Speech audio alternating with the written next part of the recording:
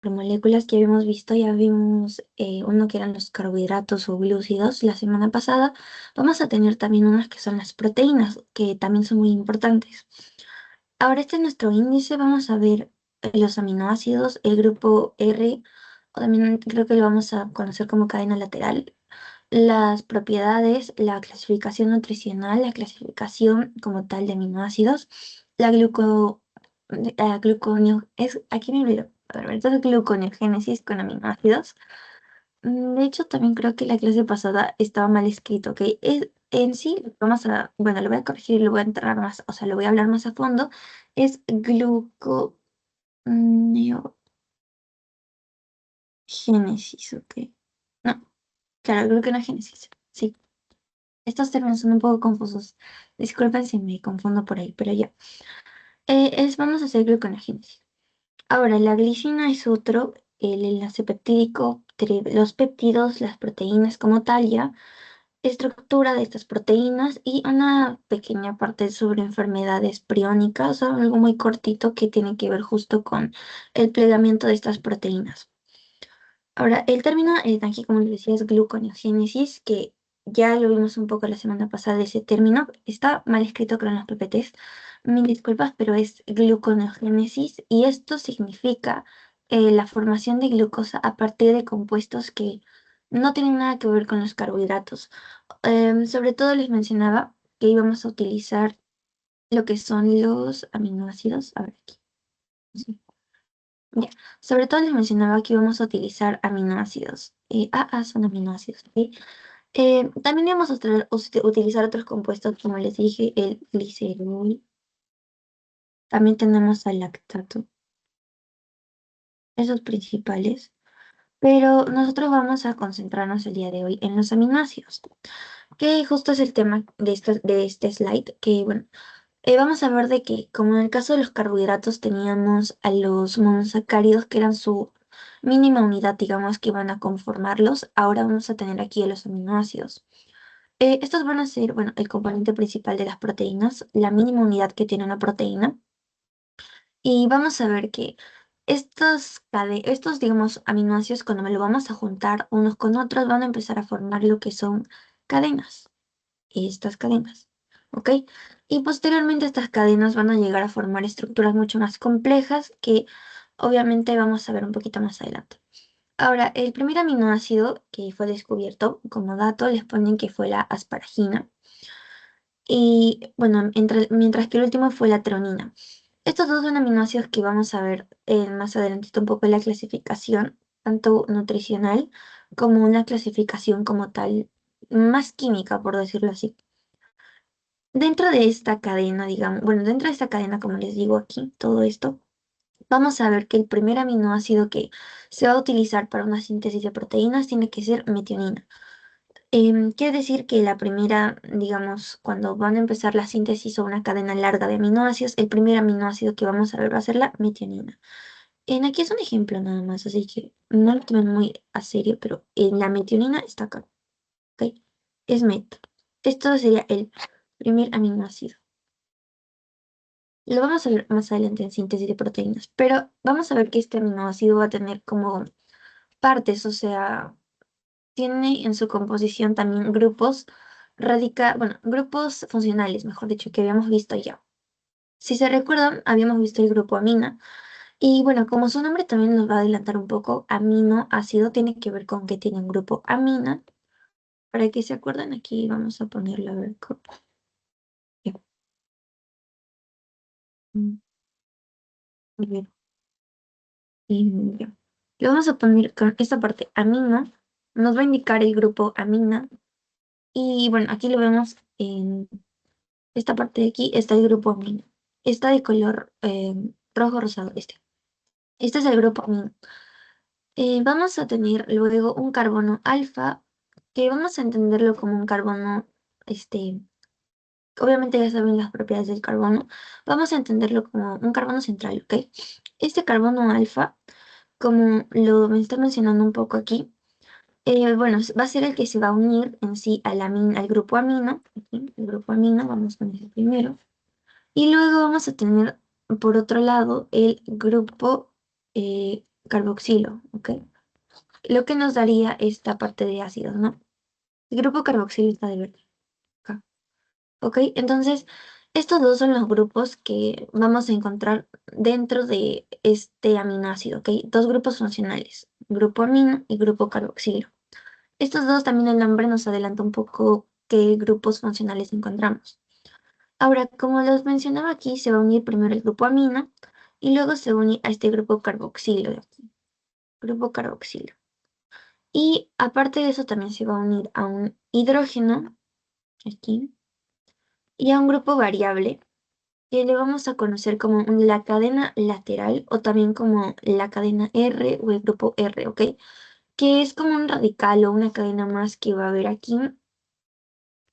Aquí puede haber más carbonos, puede haber solo un hidrógeno, por ejemplo, o puede haber otro compuesto como metilo, por ejemplo, y así, ¿no?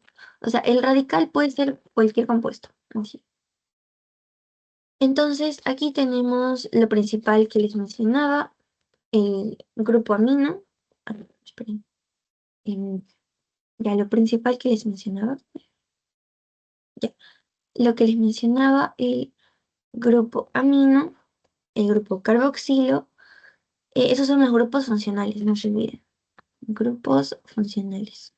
Los dos que vamos a encontrar. Espérenme un ratito, chicos, por favor.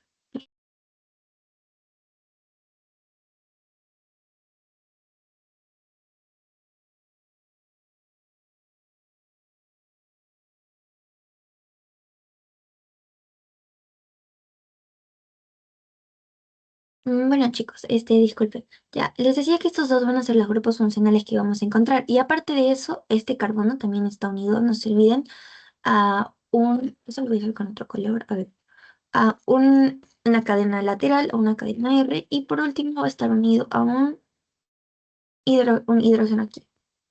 El hidrógeno es como lo que estaría completando lo que sobra, porque si se recuerdan, el carbono tenía hasta 4 enlaces posibles, ¿no? Entonces aquí tenemos 1, 2, 3 y 4. Esos serían los 4 enlaces, así que este carbono, que lo vamos a conocer como carbono alfa, va a estar unido a estos 4 enlaces. Bueno, va a estar unido por 4 enlaces a estos 4 compuestos, ¿no? Ahora tenemos este grupo R que lo vamos a desarrollar mucho más porque va a ser el que va a denominar o va a ser o va a permitirnos que podamos clasificar a los aminoácidos. Entonces, esta cadena, por ejemplo, aquí tenemos varios ejemplos que tenemos aquí ahorita. La glicina, por ejemplo, que va a tener como cadena lateral solo a un hidrógeno. La alanina que tiene a un grupo metilo, por ejemplo. Y aquí vemos ya, por ejemplo, cadenas un poco más largas, bueno, un poquito más largas como aquí, o aquí también, donde vemos ya un azufre, que si se acuerdan, en la parte de azufre habíamos visto justo eh, que la metionina era un compuesto azufrado, si se acuerdan, ¿no? Aquí está el azufre. Y también vemos otros que van a tener como cadenas laterales o como grupo R, como radicales. Vamos a ver algunos que tienen el, un heterocíclico, ¿no? Ya lo habíamos visto también, heterocíclicos aquí. O sea, ya sabemos cómo es un heterocíclico, así tienen formas básicamente. Y son ciclos, por ello también se conocen como heterocíclicos. Esto, por ejemplo, en la fenilalanina y el triptófano. Ahora, estos, sobre todo que vamos a ver presencia de heterocíclicos, lo vamos a conocer sobre todo como aromáticos. Y si lo ven acá, porque se recuerdan que tenían una propiedad de la aromaticidad, ¿no es cierto? Entonces lo vamos a conocer como aromáticos y dentro de estos aromáticos están justo la fenilalanina y el triptófano y también la tirosina. Ese es nuestro primer grupo ya. Fenilalanina, tirosina y triptófano. Ahora vamos a tener otros alifáticos como van a ser la glicina, la alanina, la valina, la leucina y la isoleucina, ¿ok? Por ejemplo, aquí tenemos la parte de la glicina.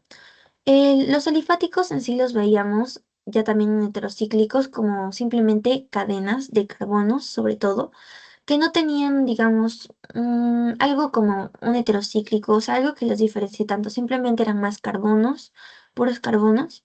Entonces, simplemente por ello los conocíamos como alifáticos, ¿no? La glicina, la alanina, que aquí también vemos que tiene carbonos e hidrógenos. Igualmente la valina y la leucina y la isoleucina también vemos que solo tienen su composición como carbonos, hidrógenos.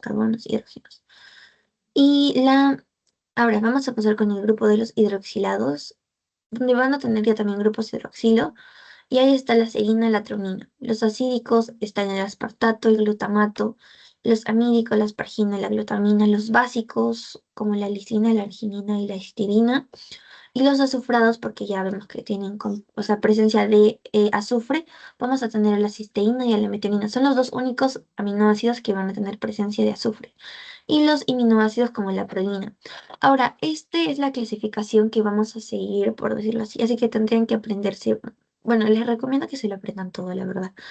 Alifáticos, aromáticos, hidroxilados, o sea, sobre todo yo pienso que la parte de estos alifáticos, aromáticos, básicos, azufrados y amídicos, creo que de lo más importante es porque, bueno, yo lo he visto más adelante, entonces como de ley sería bueno que se aprendan los alifáticos, los aromáticos y los amídicos básicos y azufrados, ¿no? Porque esos los van a ver como más seguido. Ahora, vamos a pasar con las propiedades que van a tener estos aminoácidos. Van a tener obviamente un punto de ebullición, un alto punto de ebullición, mejor dicho. Van a ser insolubles en los solventes orgánicos. Y una parte importante es que son solubles en agua por su dipolaridad. Y esto tiene que ver un poco con la parte que viene aquí, que son que también se conocen como moléculas anfóteras, ¿ok? ¿Alguien se recuerda que era un anfótero? Lo habíamos visto en la primera sesión de este segundo bloque. ¿Alguien se recuerda que era un anfótero?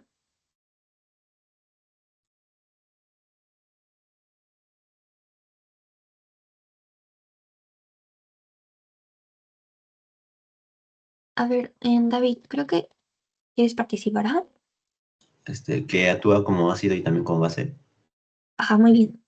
¿Cuál era el ejemplo más común que habíamos visto de un anfótero?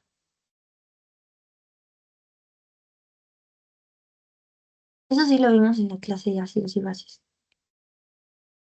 Había un ejemplo muy común que básicamente lo sabíamos que, bueno, lo estudiamos, mejor dicho, justamente, o mejor dicho, estudiamos el anfoterismo por esta molécula, o sea, en base a esta molécula. ¿Cuál era? Ajá, muy bien. Y creo que Ariana lo respondió por el chat. Ajá, es el agua. Vimos que el agua funcionaba, bueno, tenía esta característica del anfoterismo y es la primera molécula que hemos tocado, de hecho, en todas estas asesorías.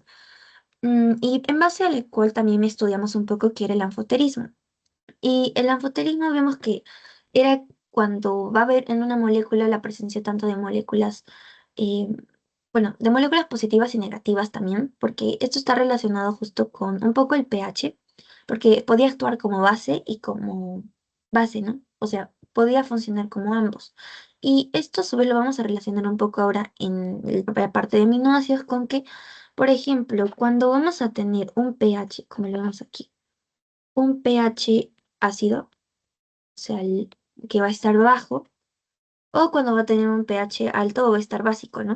Entonces, cuando va a tener un pH alto, vamos a ver que va a ser un anión, por lo que va a tener a ver, va a tener una carga negativa, mejor dicho, una carga negativa, como lo vemos aquí en el grupo hidroxilo.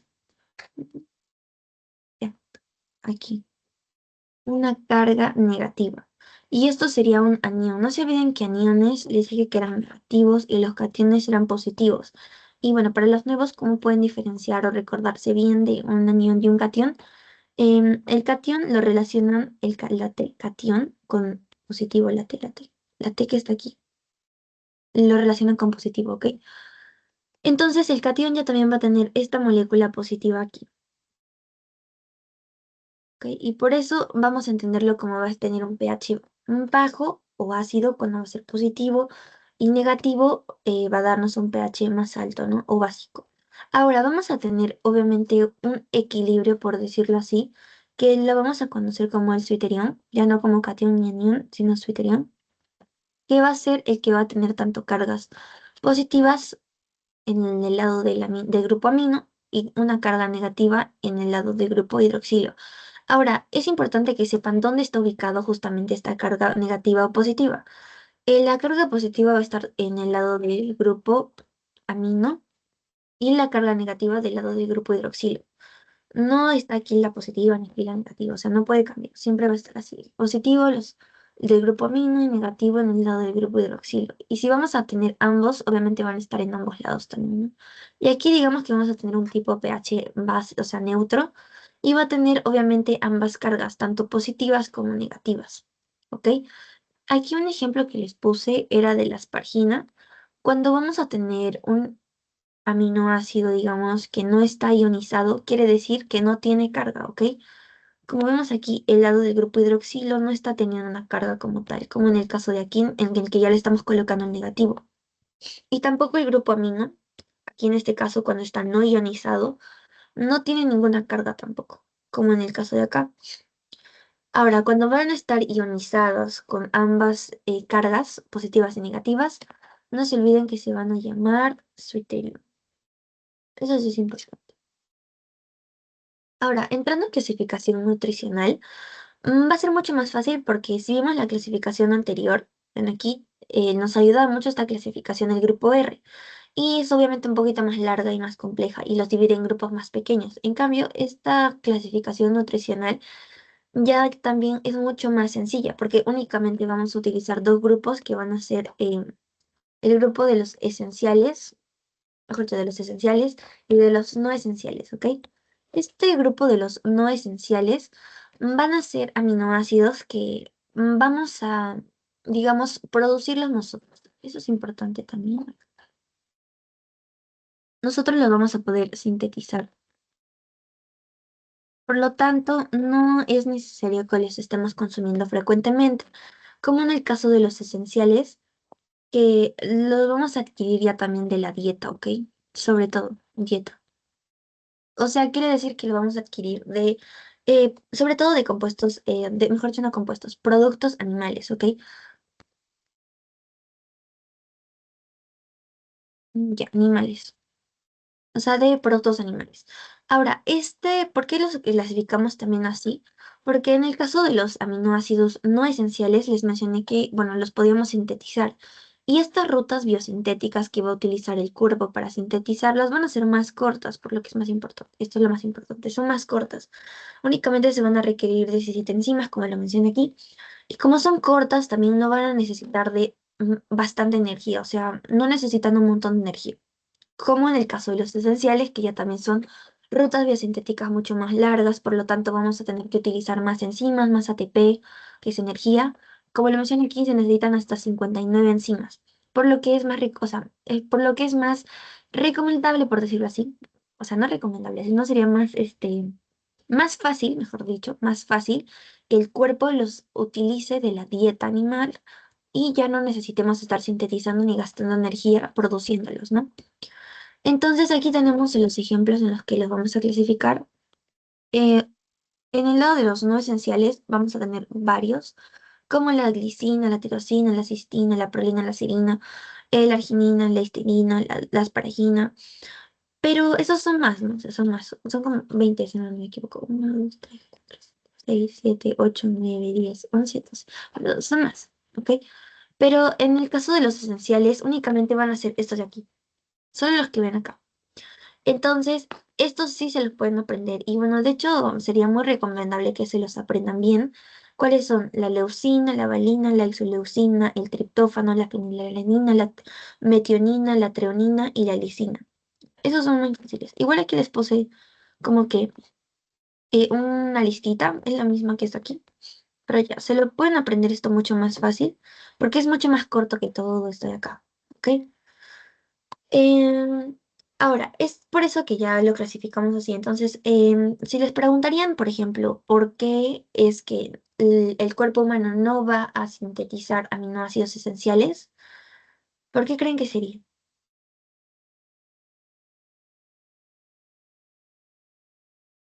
A ver si alguien se anima a participar. ¿Por qué creen que sería que el cuerpo humano no puede sintetizar aminoácidos esenciales?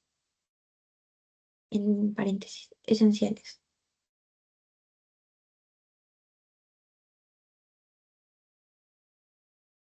¿Por qué creen que sería?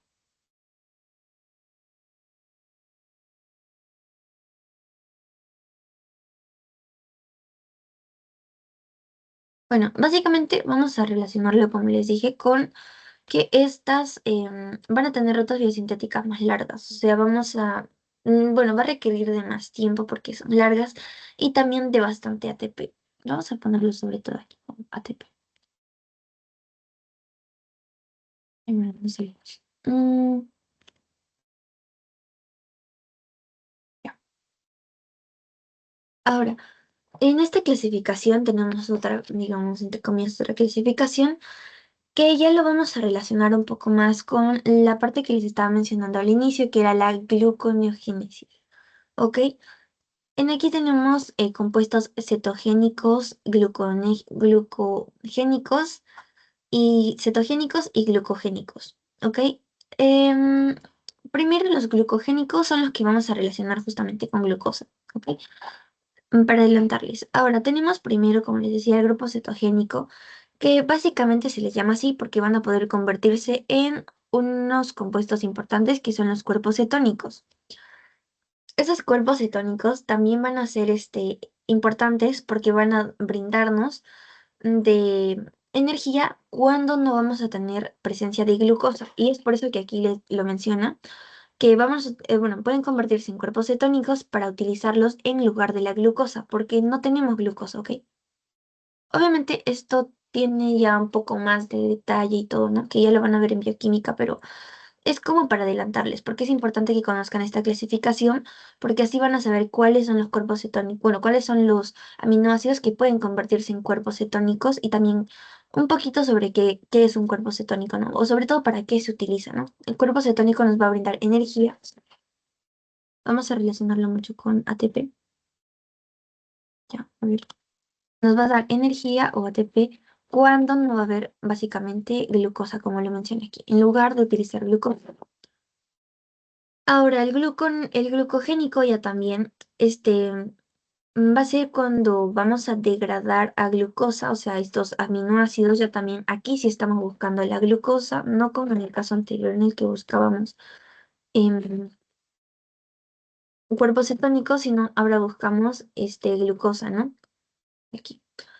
Obviamente cuando los niveles de glucosa como tal también son bajos en sangre, ¿ok? Aquí, sobre todo, recuerden que este tipo bueno, les mencionaba en la clase pasada, cuando no va a haber presencia de glucosa, vamos a recurrir a los lípidos y luego a los aminoácidos, ¿ok? Así, primero lípidos y luego aminoácidos. Cuando digamos que no va a haber también presencia de glucosa en sangre, vamos a hablar de que también vamos a necesitar de aminoácidos aparte de los lípidos, ¿ok? Y es por eso que cuando los niveles de glucosa en sangre son bajos, vamos a utilizar bueno, el caso de los glucogénicos si queremos formar glucosa, ¿no? O sea, realizar gluconeogénesis. Por ello se llaman glucogénicos. Ahora tenemos otros dos que son los cetogénicos, glucogénicos, que van a tener la capacidad de poder degradarse tanto en glucosa como en un cuerpo cetónico, ¿ok? Aquí tenemos, por ejemplo, ya, a los que van a poder degradarse a cuerpos cetónicos, que son la adenina, isoleucina, leucina, triptófano, todos estos. Y ya. Primero vamos a empezar con este grupito de acá. Vamos a ponerlos como grupo uno, 2 y ya. En el uno vamos a ver de que primero se van a tener que convertir en un intermediario que va a ser el acetil-CoA o acetilcolina, que es un intermediario justamente para que pueda sintetizarse lo que es el cuerpo cetónico, ¿ok? Luego este acetil-CoA se va a convertir en acetoacetil-CoA y posteriormente ya en un cuerpo cetónico que van a poder ser tres. Ya, ¿cuál es el otro? Ya, van a ser el acetato, el beta-hidroxibutirato, bueno, no hay mucho espacio, pero ya es beta-hidroxibutirato, y el último es la acetona. Esos tres. Para que lo conozcan. Acetoacetato, beta-hidroxibutirato y acetona. Esos tres son los cuerpos cetónicos que van a formarse. Ahora, tenemos al lado ya también de los glucogénicos que van a formarnos, como les decía, glucosa. Glucosa y cuerpos cetónicos. Aquí ya es un poco más complicado porque, bueno, no complicado, sino un poquito más de compuestos que tienen que llegar a formar, por decirlo así. Un poco más larguito. Aquí tenemos ya también, como lo ven aquí, piruvato, oxalacetato, fumarato, succinil y alfa-cetoglutarato. Miren, acá primero vamos a tener el piruvato, que va a ser, digamos, un intermediario también metabólico dentro de de la glucólisis, ajá. De la glucólisis, ¿ok? Este es el piruvato. Vamos a relacionarlo con glucólisis, ¿ok? Porque del piruvato luego va a regresar nuevamente directo, así como lo muestra aquí, a glucosa. Ojo, pero aquí no se está realizando glucólisis, solamente les estoy mencionando para que vean de que tiene una pequeña diferencia con todo este grupo de acá. Todo este grupo de acá, ¿ok? Entonces, este es como un intermediario dentro del proceso de la glucólisis, ¿ok? Entonces, la alanina, glicina, cisteína, serina, treonina, triptófano van a convertirse de frente a piruvato, ¿ok? Y este piruvato posteriormente va a hacer gluconeogénesis y va a convertirse en glucosa, ¿ok? Ahora, un datito aquí interesante e importante es que la alanina va a ser el principal aminoácido que se va a utilizar para realizar gluconeogénesis, ¿ok?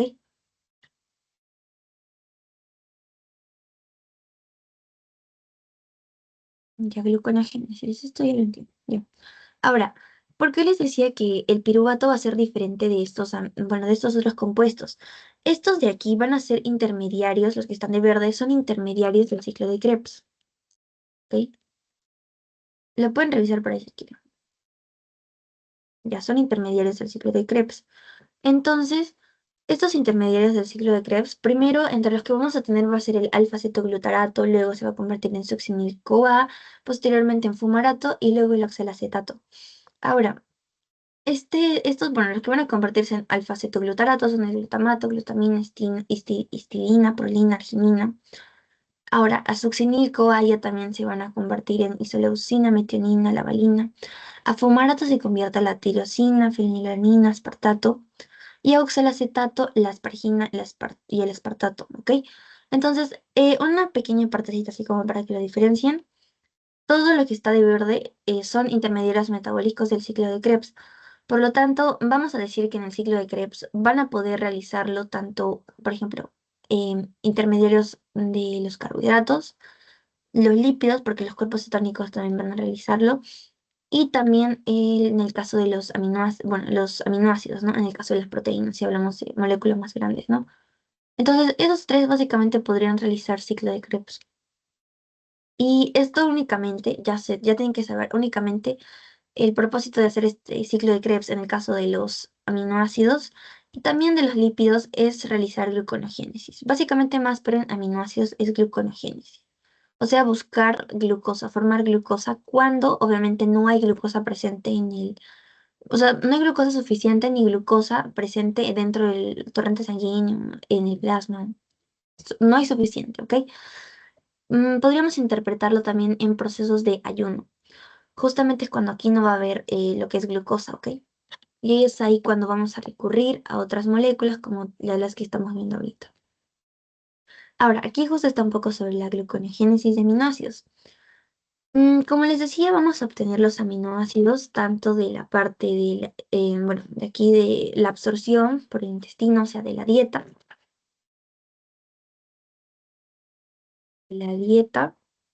Y otro es que también van a venir de nuestra síntesis, por decirlo así. Vamos a verlo aquí como proteínas corporales. Aquí. Ahora se tiene que realizar proteólisis para que pueda convertirse en poliaminoácidos y estos que están absorbiéndose también van a volverse poliaminoácidos y estos aminoácidos o poliaminoácidos ya van a ser los que van a realizar o la síntesis de proteínas como tal para formar proteínas corporales o también biosíntesis de otras moléculas especiales como van a ser por ejemplo las porifinas, hormonas, neurotransmisores, que también es importante aquí, neurotransmisores, la creatinina, las poliaminas, que son importantes también, las cartininas y los nucleótidos. A estos poliaminos vamos a decirles también como aminas, por decirlo así. Aquí lo pongo. Primero, digamos que se van a formar justo aminas,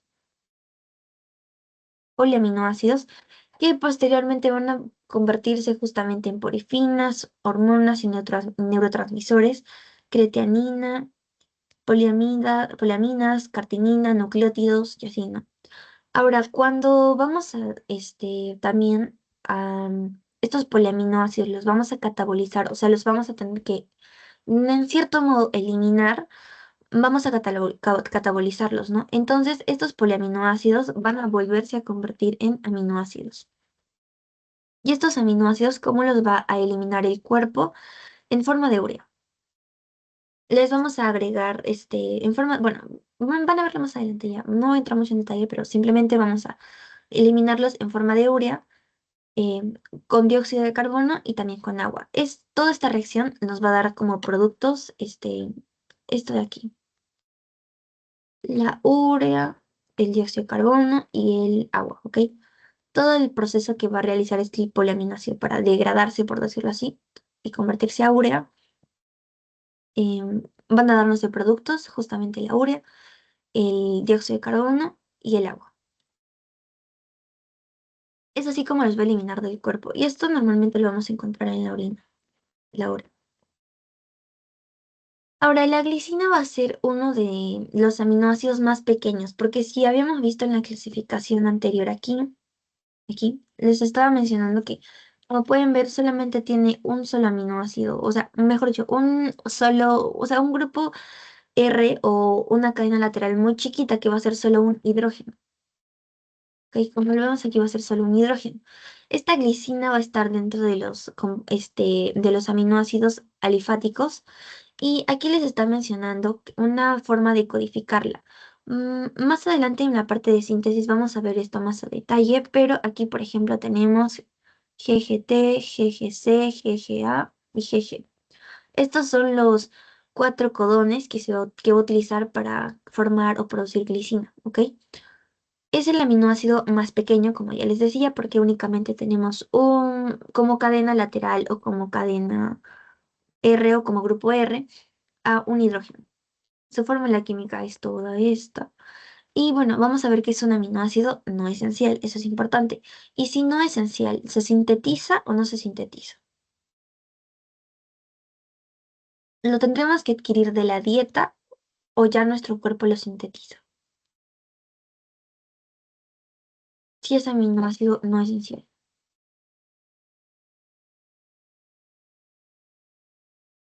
Lo acabamos de ver ahorita. ¿Alguien se acuerda? ¿El cuerpo lo sintetiza o no lo sintetiza? Ajá, muy bien, lo sintetiza. Entonces, vamos a ver que la glicina va a funcionar como un neurotransmisor inhibidor. Ahora, su síntesis, vamos a ver que se va a realizar. Vamos a ver que en la glucosa tiene un intermediario metabólico. Intermediarios metabólicos, para que no se confundan mucho si no lo entienden bien, vamos a entenderlos que hay una serie de reacciones, ¿no? O sea, va a haber una serie de reacciones en cadenita, por decirlo así. Entonces, los que van a estar formándose entre reacciones, como es el caso, por ejemplo, bueno, este es súper corto, la verdad que no es así de corto la glucólisis, porque es un poco glucólisis, no es así de cortito tampoco, pero un intermediario metabólico aquí va a ser justo el 3-fosfoglicerato, porque de glucosa se va a convertir a otro intermediario metabólico y a otro, hasta ser 3-fosfoglicerato, y luego este 3-fosfoglicerato se va a convertir en otro y en otro. Entonces, estos son intermediarios metabólicos, ¿ok? Entonces, son como lo que hay entre el metabolismo, ¿no? Entre reacciones.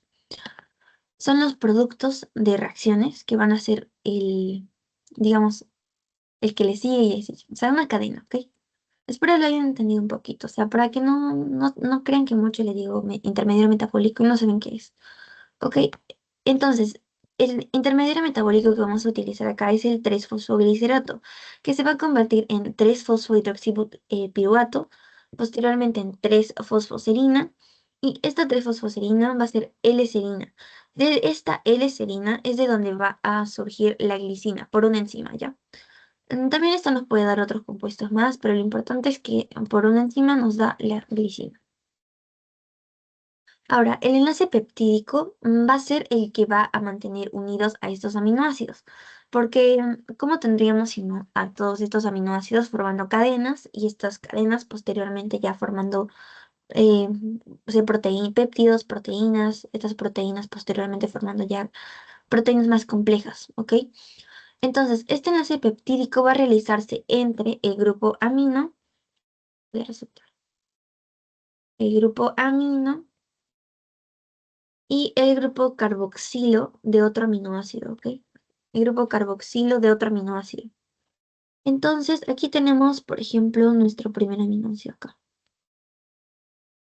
Este sería un aminoácido y este sería otro aminoácido, ¿ok? Entonces, ¿dónde está ocurriendo justo este enlace peptídico? Aquí, el que está de morado, ¿no? Este es el enlace peptídico que está ocurriendo entre el grupo amino de este aminoácido. Vamos a conocerlo como aminoácido.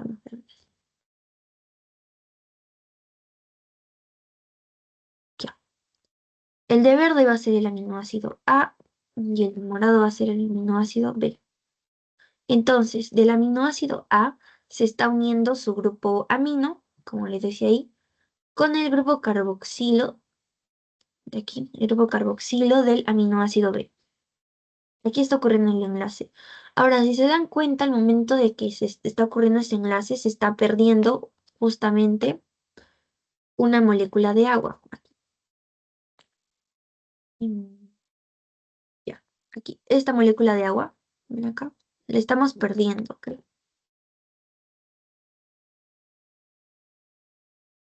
Agua, lo estamos perdiendo. Porque si ven, el grupo carboxilo está perdiendo uno de sus grupos OH. Aquí. Vamos a sacarlo aquí, ok. Va a estar perdiendo un grupo OH. Para que se llene un poquito, aquí está. Como lo ven acá, aquí está perdiendo un grupo OH, o sea, está perdiendo este de aquí, OH. Y el grupo amino ya también está perdiendo un hidrógeno. Porque vamos a guiarnos un poco de este lado de acá que está completo, está perdiendo este hidrógeno, en el caso de acá, ¿no? Y si juntamos estos dos nos va a dar la molécula de agua. Y es por eso que un enlace peptídico nos va a dar una molécula de agua.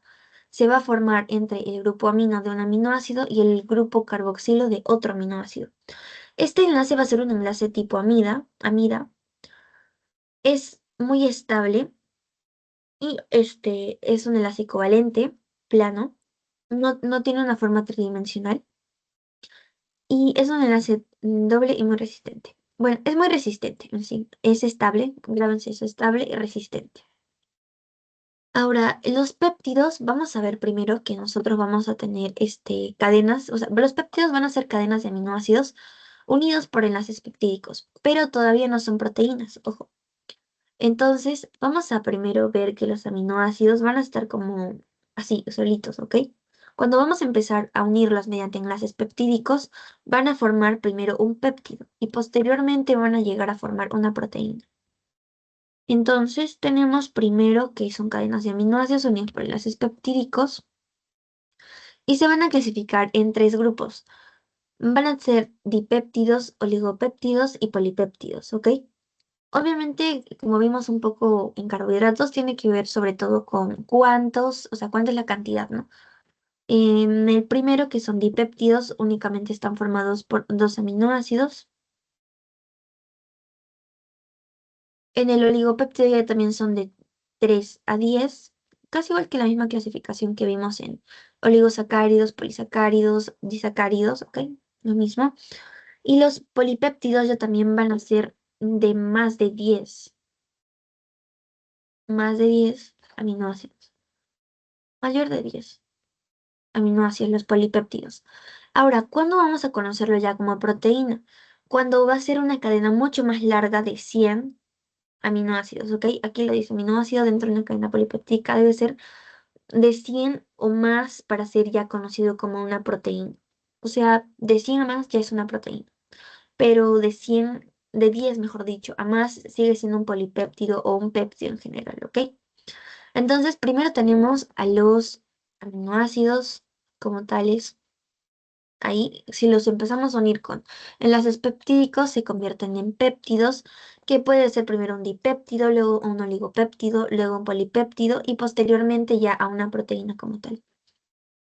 Ahora tenemos a las proteínas que tienen diversas funciones, entre ellas la de catalizar, la catalítica, ¿no? Que tiene que ver con enzimas, ¿ok? Luego tenemos otra función como el transporte y reserva de iones y moléculas, la estructura, la inmunidad, la hormonal también, el control y expresión genética. Bueno, unos pequeños ejemplitos podría ser, por ejemplo, en control y expresión genética para que lo entiendan. Las proteínas van a ser aquellas que cuando van a empezar a sintetizarse, van a dar, digamos, bueno, vamos a tener que relacionarlo mucho con la parte de ADN y ARN, porque justamente son estas las que van a codificar el genoma, ¿no? ARN y ADN. Vamos a ver que las proteínas están muy relacionadas con este ARN. Si hay un fallo en proteínas, va a haber un fallo también en esta expresión génica, sobre todo. La hormonal, porque por ejemplo tenemos a la insulina, que es una proteína, bueno, es una proteína básicamente, hormonal, una hormona proteica. La inmunidad, porque tenemos, por ejemplo, globulinas, que son proteínas que están relacionadas con el sistema inmunológico. La estructural, porque van a formar, bueno, el colágeno, por ejemplo, de resistencia, tiene que ver con resistencia. Vamos a ver que está dentro de tejidos que van a formar básicamente estructuras un poco más duritas y también van a darnos forma, por decirlo así. Luego también tenemos el transporte y reversa de iones y moléculas. Y bueno, la catálisis enzimática tiene que ver con enzimas. Dentro de estas proteínas, vamos a ver de que hay unas también que se utilizan para vigilar el plegamiento de estas proteínas. Vamos a ver que una cadena así tal y como la vemos así, esta, en un punto va a necesitar plegarse. ¿Y qué es plegarse? Básicamente como que ya tenga una forma tridimensional. Cuando lo vamos a encontrar así, en cadenita, vamos a entender, digamos, que es como una cadena plana, o sea, no tiene forma. Simplemente es una cadena, ¿ok? En cambio, cuando va a empezar a plegarse, va a tener una forma, digamos, un poco, podría ser como un alfa hélice o podría ser una hoja plegada, por ejemplo. Ya todas estas son estructuras primarias, secundarias, así, sí, sucesivamente. Pero en sí lo importante es que ya no van a ser, digamos, simples, simplemente ahora va a ser una estructura más tridimensional, ¿ok? Ahora, dentro de la célula, como les decía, a este plegamiento que va a haber, tiene que haber otra proteína a su vez que las vaya como a vigilar, o sea, tiene que vigilar que estas proteínas no se pleguen mal, porque cuando estas proteínas van a empezar a plegarse mal, o sea, van a tener una estructura que no debe ser, van a ocurrir ciertas, obviamente puede ser patologías o simplemente la proteína ya no funciona, o sea, ya no tiene función, pierde su función, ¿ok? O puede cambiar su función, ¿no? Ya lo vamos a ver ahorita en la parte de estructura. Y estas proteínas son las chaperonas. Estas chaperonas, cuando se va a sintetizar una proteína, es como una licuadorita, vamos a decirlo así. Esta chaperona va a meter a la proteína bueno, dentro de ella, la va a licuar, digamos, y la suelta después y nos da una proteína ya, plegada, con estructura y funcional. Entonces, esta chaperona obviamente va a necesitar de un compuesto muy importante que va a ser el ATP, que cuando lo va a utilizar va a salir como ADP. Ahora, también se le conoce como celadoras, pero también son estas, chaperonas o celadoras. Estas son las proteínas encargadas de vigilar el plegamiento de proteínas. Y este plegamiento de proteínas, como lo vamos viendo aquí ahorita, vamos a tener proteínas primero, una estructura primaria, que posteriormente van a seguir a una secundaria, luego una terciaria y una cuaternaria. Obviamente no es que tienen que cumplirse todo este ciclo, pueden haber proteínas que estén únicamente en una estructura terciaria, por ejemplo, o secundaria. En el caso de las proteínas primarias, vamos a ver que simplemente es una secuencia de aminoácidos, es una cadenita así, como una cadenita de rosario, así, simplemente una cadena simple. Ahora, cuando lleva a tener una forma secundaria, vamos a ver que se va a dividir sobre todo en dos, que ahorita lo vamos a ver, y en la terciaria ya es más tridimensional, ¿ok? Y en la cuaternaria ya es mucho más compleja. Ahora sí, aquí están vamos a decir así como cuatro estructuras más resaltantes de las proteínas. Tenemos a la estructura primaria, luego a la secundaria, luego a la terciaria y luego a la cuaternaria, ¿no? En la primaria simplemente cadena de aminoácidos, una cadena súper simple de aminoácidos. Ya. En la cadena secundaria vamos a tener dos tipos que van a ser el tipo de la plisada, hoja plisada, y el alfa hélice. La hoja plisada u hoja plegada va a tener una forma así como la ven de hoja plegada. Aquí están todas las moléculas bueno, todos los aminoácidos unidos, ¿no? Y tiene esta forma plegada, ¿no? De hoja plisada. Y luego tenemos el alfa hélice que simplemente esta cadenita es como que se está enrollando así, como un espiralito. Y aquí ya estamos viendo que tiene una estructura tridimensional, una forma tridimensional. Y la estructura terciaria ya también es cuando vamos a, bueno, ¿qué dice? Se produce cuando la proteína madura se pliega sobre sí misma. Vamos a ver que ya la estructura terciaria, por ejemplo, aquí tiene presencia de alfa plisada o mejor dicho, hoja plegada o hoja plisada, como vemos aquí, y el alfa hélice juntas, o sea, se mezclan entre estos. Y la estructura cuaternaria ya también va a ser una cadena que consta de más de una cadena polipeptídica, o sea, como vemos aquí un ejemplo, tenemos aquí un grupo de hojas plisadas, las que están de celeste, y otro grupo de hojas plisadas y alfa hélice, que está de color un poco más marrón, ¿no? Cuando vamos a juntar estos dos grupos ya mucho más grandes, van a ser la cuaternaria. Es como una sucesión, justamente, ¿no? Pero no necesariamente tienen que llegar a ser todas cuaternarias. Pueden ser terciarias, ya les dije, pero es como una cadena, o sea, como una sucesión, ¿no? Primero son cadenas primarias, luego pasan a ser secundarias, estas secundarias se unen entre ellas, forman una estructura terciaria, y estas terciarias se pueden unir con otra terciaria y van a formar una cuaternaria. Ahora, la estructura dentro de estas, como estamos viendo, la primera, que son simplemente cadenas como de rosario, la que es estructura primaria, es infuncional. O sea, así simple no la podemos encontrar, no va a tener ninguna funcionalidad. Por eso les decía, pueden ser o secundarias, terciarias o cuaternarias, no necesariamente primarias, porque no tienen funcionalidad. Cuando van a empezar a plegarse ya como tal, siquiera una estructura secundaria ya va a tener una funcionalidad. Entonces, por eso es importante que se plieguen. ¿Por qué sería entonces importante que se plieguen ya así en un resumen así rapidísimo? La estructura es importante porque le va a dar la funcionalidad.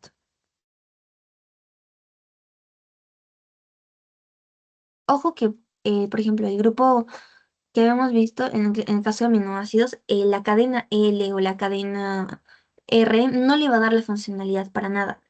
Lo único que le está dando es para clasificarlo, por decirlo así. Le da clasificación. En cambio, la estructura se la da, en cambio, la funcionalidad se la da la estructura, ¿ok? Entonces, si encontramos una cadena así de simple, no va a tener ninguna funcionalidad. Necesita plegarse o tener una estructura tridimensional. Ahora vamos con la de alfa hélice, que les decía que es como un espiralito, así, como ven. Y aquí, para que ya sea un espiralito, vamos a tener otro tipo de enlace importante que ya lo hemos visto, que son los puentes de hidrógeno. Ok, estos puentes de hidrógeno, si se recuerdan, eran también enlaces estables que ocurrían entre hidrógenos, básicamente.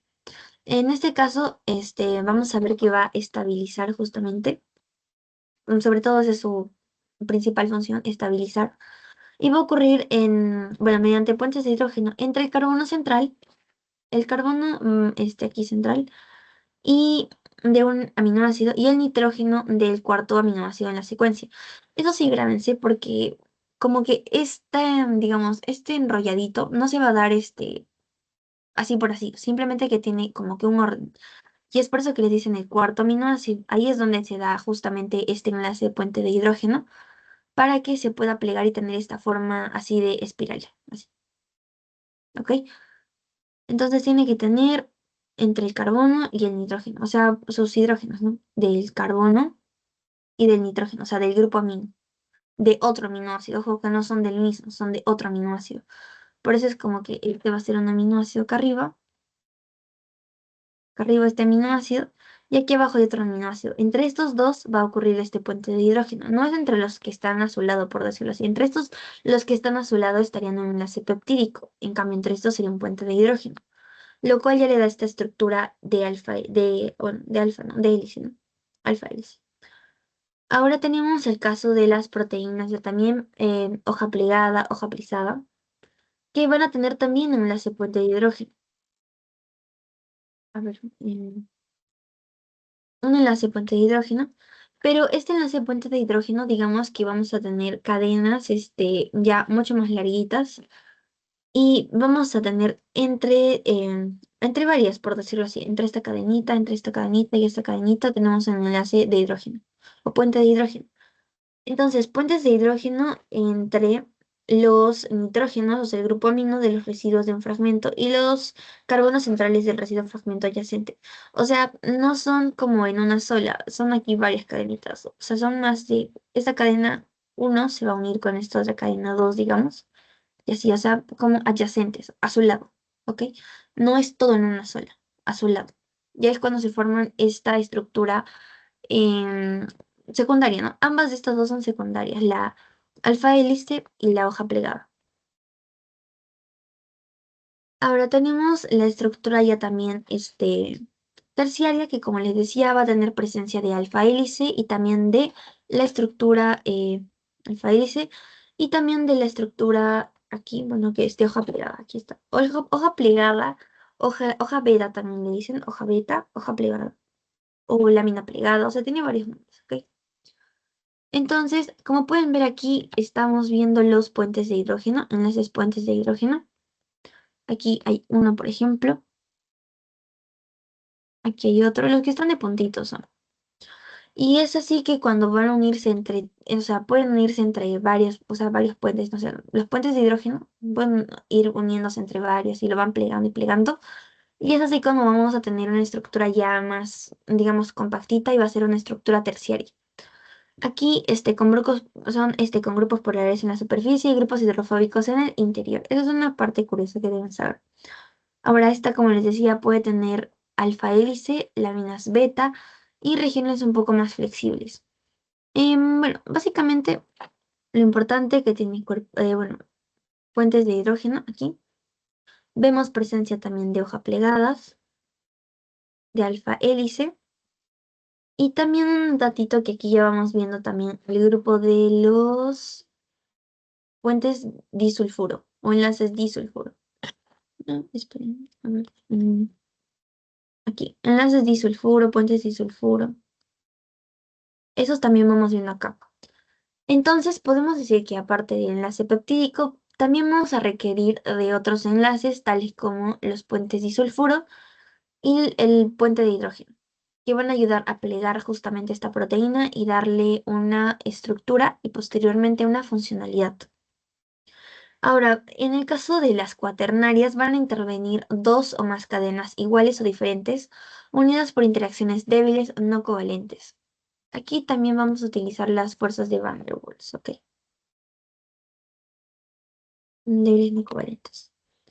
Entonces, les decía que la estructura cuaternaria ya va a ser un poco más compleja porque vamos a unir, digamos, aquí como en el caso de acá, cuatro estructuras terciarias. Una, dos, tres, cuatro. Y que dentro de ellas van a tener un grupo hemo, por ejemplo. Y es así cuando vamos a formar lo que se conoce como la hemoglobina. Y esta hemoglobina también es una proteína. Por eso es importante, ¿ok? Ahora sí pasamos ya a la síntesis de proteínas como tal. Esta síntesis de proteínas vamos a ver que se van a realizar en una organela importante dentro de la célula que va a ser bueno, no el ribosoma, ¿ok? Estos ribosomas los vamos a poder encontrar en dos sitios principalmente. En la parte del citoplasma, o sea, circundando por el citoplasma, ponemos otro color, ya, en el citoplasma de la célula, o también en el rentículo endoplasmático, pero en el rentículo endoplasmático rugoso, no en el liso, en el rugoso. Entonces, vamos a ver primero que aquí tenemos esta membrana del rentículo endoplasmático rugoso, donde vamos a tener, bueno, aquí está la membrana, ¿no? Vamos a tener primero un traslocón y vamos a tener un receptor SRP. Entonces, en este traslocón es importante porque aquí es donde va a venir a sentarse el ribosoma, ¿ok? Primero vamos a iniciar así. Va a venir el ARN mensajero y se presten un poco de atención porque tal vez se pierdan, no sé. Presten atención, chicos. El ARN mensajero va a venir, bueno, va a haber dos subunidades de ribosoma. Esta es la primera subunidad. La chiquita está aquí. Y esta otra grande que ven aquí es otra subunidad. Entonces, van a ver de que cuando el ADN va a querer sintetizar proteínas, va a mandar un ARN mensajero. Este ARN mensajero va a salir del núcleo, va a ir al citoplasma, va a encontrarlo un ARN, se va a unir tanto la subunidad menor como la mayor, se juntan y como que ven aquí como que lo está como que le está agarrando el ARN mensajero, ¿ok? Es como que, a ver, un ejemplo. Aquí, ven, este plumoncito, ya. Este, viene la subunidad chiquita, que es la subunidad menor, se posa aquí, y la subunidad mayor viene aquí y se posa aquí. Entonces ahí van a empezar a leer básicamente todos los codones que va a tener el ARN mensajero. Ahora, vamos a ver que es importante también que este ARN mensajero, cuando va a empezar, digamos, esta síntesis, va a pegarse una señal polipéptido naciente. Esta parte que aquí se ve media rojita, esa es la secuencia señal de polipéptido naciente. Así siempre va a iniciar una síntesis de ADN, de proteínas, ¿ya? Entonces, a este ya como tal, el uno se le va a unir un SRP, ¿ya? Este SRP se le une a todo este complejo ya que está formando el ribosoma y el ARN mensajero y también el ARN de transferencia, ¿ok? ¿Ya? Que también es otro tipo de ARN. Entonces se le va a unir a esto el SRP. Entonces cuando este SRP va a entrar en contacto con este receptor de SRP, básicamente ¿qué va a hacer? Va a indicarle como que este ribosoma, siéntate en este traslocón. ¿Ok? Siempre al lado del traslocón está un receptor del SRP, ¿ok? Entonces, este ribosoma, como ya le indicaron, ya siéntate encima del traslocón, se posa en el traslocón y este SRP se libera. ¡Pam! ¿Ok? Sale otra vez. Entonces empieza aquí, digamos que va a proseguir la síntesis de estas proteínas, ¿no? Se empieza a leer todo el ARN mensajero que está de rojito y empieza la síntesis para abajo de las proteínas. Y aquí abajo del traslocón va a encontrarse una proteína PIP o, bueno, principalmente ponen el ejemplo del VIP, pero este VIP tienen que saber que es una chaperona. Entonces, ¿qué hacían las chaperonas? Era como una licuadora, les dije, o sea, ahí meten los, las proteínas y le dan la forma, ¿no es cierto? Y luego la van a liberar. Entonces, esa es la primera parte bueno, de lo que ocurre. Ahora, ¿qué va a ocurrir, digamos, dentro de este ribosoma? Aquí es un poquito complicadito ya más, porque vamos a ver que esta cadena de ARN mensajero lo vamos a entrar a más detalle cuando toquemos nucleótidos, ya les dije. Pero miren, van a tener estos codones. Los codones van a ser como van a ir de tres, ¿ya? Van a ir de tres. Uno, dos, tres, ¿ya? Son como grupos que van a indicar que se sintetice cierto aminoácido.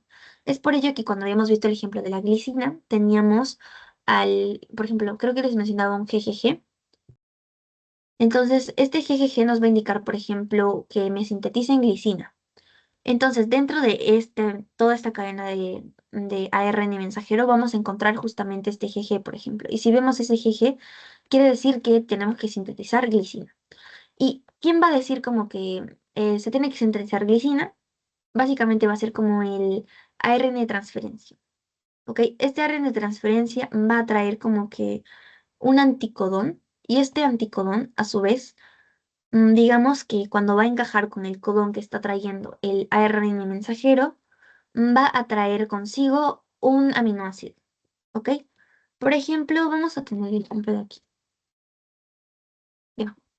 Aquí de la AAA. Ay, no, espérense. Ya. AAA. Todo este acá. Espera, ya. Esto aquí. AAA. Entonces, nuestro codón va a ser AAA. Y nuestro anticodón va a ser UUU, que lo va a traer el ARN de transferencia. Entonces, este ARN de transferencia va a traer justamente a esta lisina también consigo, porque nos está indicando que este codón de acá arriba, AAA, está indicando sintetiza lisina. Y por eso es que el anticodón que va a encajar va a llevar justamente la lisina, ¿no? Y bueno, ahí es cuando van a empezar a salir justamente los aminoácidos. Ven que ya están saliendo por acá. Y van a ser transportados al citosol. El ARN de transferencia también los transporta a los aminoácidos. Y se van al citosol. Y ahí es donde van a empezar a unirse entre ellos también. No, no al citosol, simplemente se van a ir saliendo y ya van a empezar a unirse, ¿ok? Ahora, es importante justamente todo este proceso dentro de esta molécula, bueno, no dentro de esta molécula, dentro de esta organela que es el ribosoma, porque con un simple cambio que haya dentro de este ARN, este mensajero, por decirlo así, no sé, pónganse que en vez de, el ejemplo que estamos viendo, AAA, en vez de este AAA que haya un AUA, no mejor dicho, un AGA, cambia totalmente la proteína que se está buscando sintetizar. O sea, ya no se va a sintetizar lisina, sino que se va a sintetizar otro aminoácido, ¿ok? Entonces, en aquí les tenemos un ejemplo. La sustitución de un solo aminoácido puede a veces reducir o abolir la actividad biológica. Y es importante que aquí lo vean porque si vemos, les dije que estaba relacionado con la parte del ADN y ARN. Entonces, el ADN es el que está sintetizando el ARN. Si este ARN tiene algún defecto, por decirlo así, va a sintetizarse otro aminoácido diferente, se va a formar otra proteína diferente y obviamente va a haber una mutación. A eso se le va a conocer como mutación. Aquí tenemos un ejemplo cuando vamos a tener un ADN de hemoglobina normal y cuando va a haber un ADN de hemoglobina mutante, ¿ok? El ADN, digamos, mutante va a sintetizar o va a producir justamente este ARN mensajero defectuoso. Entonces, en uno normal vemos que tenemos este codón, CTT. En uno mutante vamos a ver que tenemos un CAT. ¿Ok? Aquí vemos que este aminoácido T está cambiando por una. Entonces, cuando van a sintetizarse justamente el codón para el ARN mensajero, ya aquí como lo ven, se va a sintetizar un C. Vamos a verlo ya en nucleótidos más a fondo, pero ya, como adelantito vamos a ver de que este C lo va a sintetizar como G, este T como A y este T como A. Eso sería lo que se tiene que sintetizar. Este es el codón que va a sintetizarnos en aquí, este aminoácido, ¿ya? Ese sería lo normal. Pero ¿qué pasa con el mutante? Que cuando va a haber este otro aminoácido, bueno, este otro aminoácido, no, este otro nucleótido dentro de esta molécula de ADN, se va a sintetizar otra molécula de ADN. Obviamente digamos, es su par, por decirlo así, se tiene que unir con esta, digamos. Pero como es diferente, el codón va a cambiar, obviamente. Entonces ahora vamos a tener este otro codón que cuando va a llegar a hacer todo este proceso, que vemos aquí sobre todo en el ejemplo del AAA, va a sintetizarnos otro aminoácido, que en este caso va a ser la valina. Y cuando va a sintetizar este otro aminoácido, la hemoglobina mutante, digamos que ya no va a tener esta forma de un eritrocito normal y cóncavo, sino que va a tener esta en forma de os.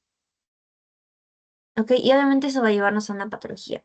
Esto está relacionado un poco con un tipo de anemia ya, pero eso a grandes rasgos. Pero lo importante aquí es la síntesis de proteína. ¿Y qué va a pasar si esta proteína no se va a sintetizar, digamos, correctamente? ¿Qué pasa cuando cuando el ADN va a sintetizar un ARN defectuoso y cuando este ARN defectuoso va a ir a sintetizar proteínas, ¿no? Todo esto. Cuando va a realizar todo este proceso, se va a realizar o se va a producir un aminoácido que no se debe, va a producirse proteínas que no se deben y así. Ahora, esto de la enfermedad priónica. Si vimos que bueno, lo que le da mejor dicho, la proteína, su funcionalidad es la estructura. Entonces, esta enfermedad priónica, por decirlo así, hay varias, ¿no? Pero está relacionada con una proteína prión. Esta proteína prión va a ser una proteína anormal, como lo menciona aquí. O sea, digamos que está mal plegada, por decirlo así, que va a inducir justamente a que otras proteínas se deformen básicamente para que lo entienda más fácil, se deformen. Entonces, si vamos a tener una configuración normal, digamos, que tiene que ser así, de una hoja, bueno, de una hoja, no, de una que tenga hojas así, digamos, alfa, mejor dicho, hojas plegadas con alfa hélice así, digamos que viene una molécula, bueno, una proteína prión, y va a alterar justamente esta proteína, toda esta proteína, y va a hacer que estas alfa hélice, por ejemplo, se conviertan en plegadas.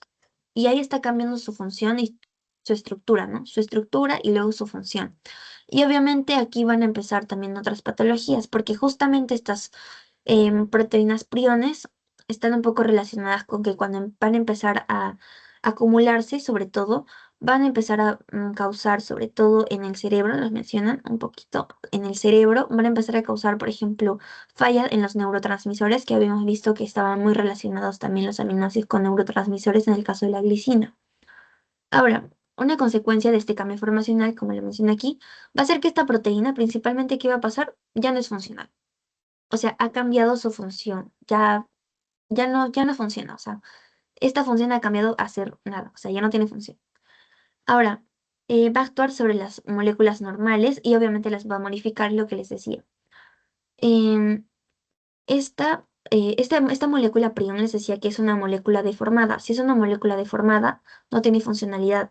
Y esta molécula no deformada va a inducir a que otras moléculas que están normales o bien formadas se modifiquen y obviamente se conviertan posteriormente en no funcionales. Ahora, es también curioso porque estas moléculas son muy resistentes a la destrucción, por lo tanto van a seguir ahí, ¿no? Ahora, este acúmulo de proteínas, sobre todo en células nerviosas, que es lo que les mencionaba, iba a traer un daño celular, obviamente, y aquí les mencionaba una encefalopatía espongiforme, sobre todo. Pero tiene que ver sobre todo con problemas en el sistema nervioso, ¿no? Que tiene que ver con las células nerviosas. Bueno, ahora vamos a ir súper rápido con el pretest. ¿Hasta aquí tienen alguna pregunta o todo claro?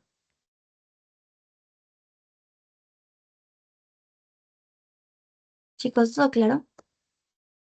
¿O tienen alguna preguntita?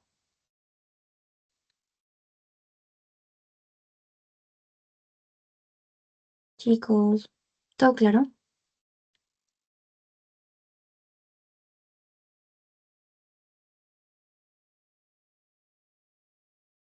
No se olviden que pueden utilizar los emojis si no quieren hablar, pero quisiera saber si todo está claro. Disculpa, dijo que siempre en la cadena de los aminoácidos debe ir primero una metionina, ¿no? Ah, sí. Ey, eso de hecho me olvidé explicarles más a fondo, a ver, dentro de lo que les estaba explicando esto. Ya, gracias por hacerme acordar, de hecho, ya.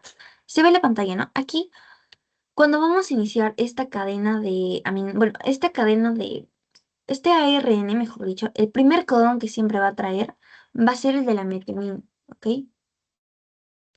Ya. El de la metionina que va a ser A, UAA. Si mal no me equivoco es UAA. Ahorita se me fue, la verdad. Pero ya, creo que si mal no me equivoco es UAA. Pero va a traer un codón. Y el primer codón que va a traer este ARN mensajero tiene que ser el de la metionina, ¿ok? UGA. UGA, creo que es UGA. UGA. Creo que si mal no me equivoco es UGA.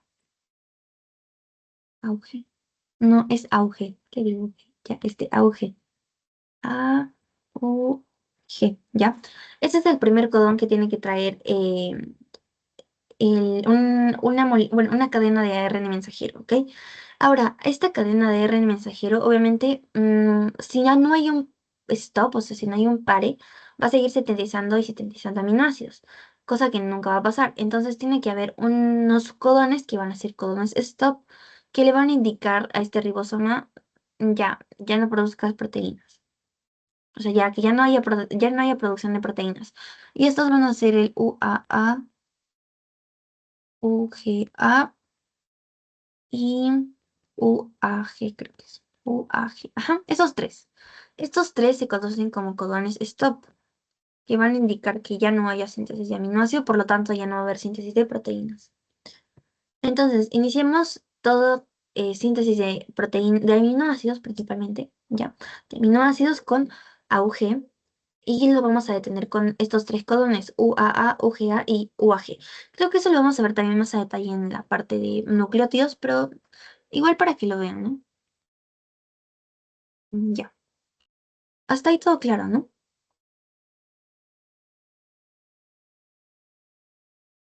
Ya. Ya chicos, para avanzar súper rápido, ¿se logra ver la pantalla del pretest o no se ve?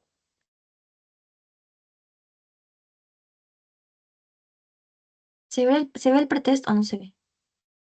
No se ve. Ya les voy a compartir otra vez un ratito, a ver. Mm,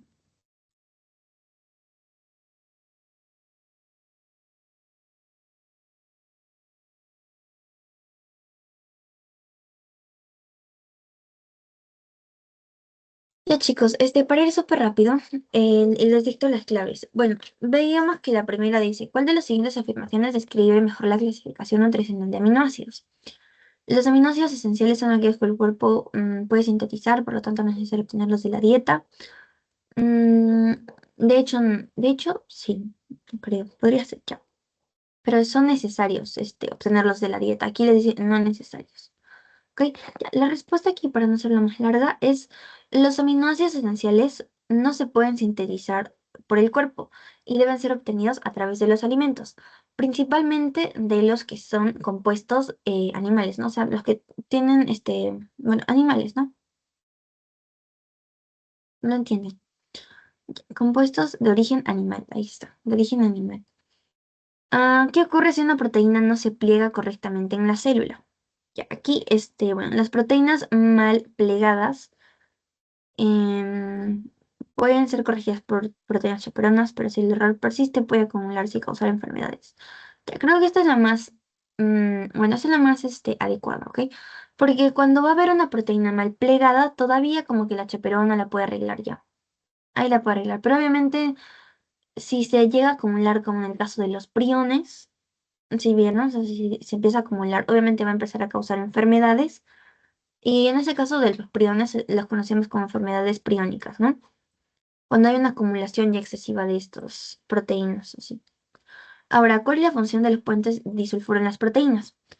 Les había mencionado que en las estructuras que habíamos visto, tanto terciaria, bueno, desde la secundaria, terciaria y la cuaternaria, ya estábamos viendo puentes disulfuro y también estábamos viendo puentes de hidrógeno, ¿no es cierto? Entonces, ¿cuál sería aquí la funcionalidad? Ay, perdón, chicas, se me fue la voz ya. Entonces, aquí sería que los puentes de sulfuro van a permitir justamente una estructura tridimensional. Ok, ahora no está. Entonces, el sulfuro permite la interacción entre las proteínas, la transcripción, permite la descomposición rápida, no. Permite la solubilidad de las proteínas en medios acuosos y aumentar la polaridad, no. Bueno, creo que aquí la un poquito más exacta sería, creo que sería esto. Porque permite la interacción entre las proteínas, o sea, entre proteínas, la unión entre proteínas para formar, por ejemplo, una cuaternaria, y el ADN de transcripción cuando, bueno, para que los empiecen a unir, ¿no? O sea, cuando va a empezar esta síntesis de unión, ya, ahí tiene que ver sobre todo un poco esto. Pero sería la A, porque permiten que estas moléculas, o sea, no moléculas, sino estos aminoácidos